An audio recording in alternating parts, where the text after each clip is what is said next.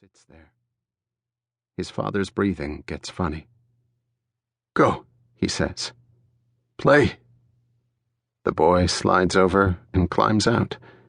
He walks through the gate, and when he pauses to look back, the station wagon is gone. Kids bob on seesaws and whistle down the fireman's pole. They look like they know their way around. One of the kids runs up and smacks the boy's arm. "You're it," he brays. The boy plays chase with the others.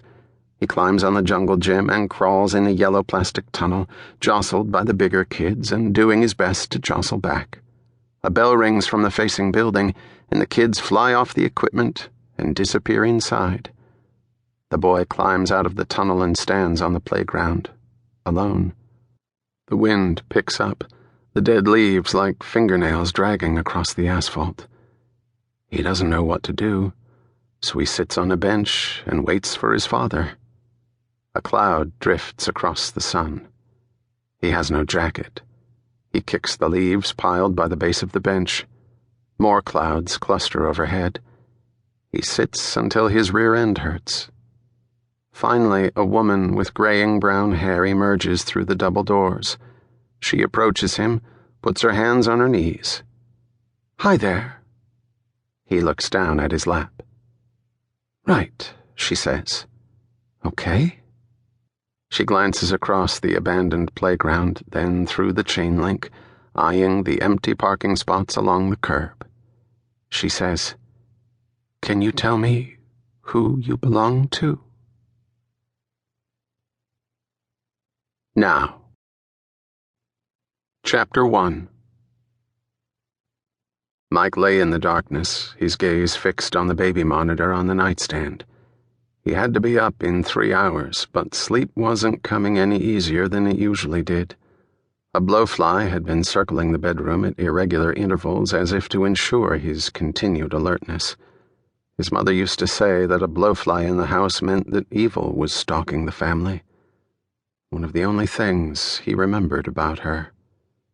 He took a moment to catalog some less morbid memories from his early years.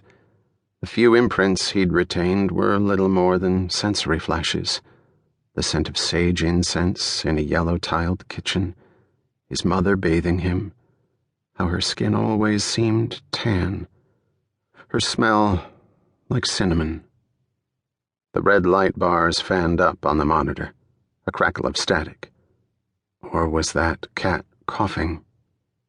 He nudged the volume down so as not to wake Annabel, but she shifted around beneath the sheets, then said hoarsely, "Honey, there's a reason they call it a baby monitor."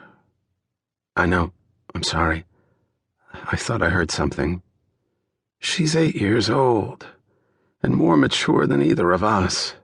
If she needs something, she'll march in here and announce it." It was an old argument, and Annabel was right, so he muted the volume and lay morosely staring at the damn thing, unable to click it off altogether. A little plastic unit that held a parent's worst fears: choking, illness, intruders. Usually the sounds were just interference or crossover noise from other frequencies, a charge in the air, or the neighbor's toddler snuffling from a cold. Sometimes Mike even heard voices in the rush of white noise. He swore there were ghosts in the thing. Murmurs from the past. It was a portal to your half-conscious mind, and you could read into its phantom whisper whatever you wanted. But what if he turned it off, and this proved to be the night Cat did need them?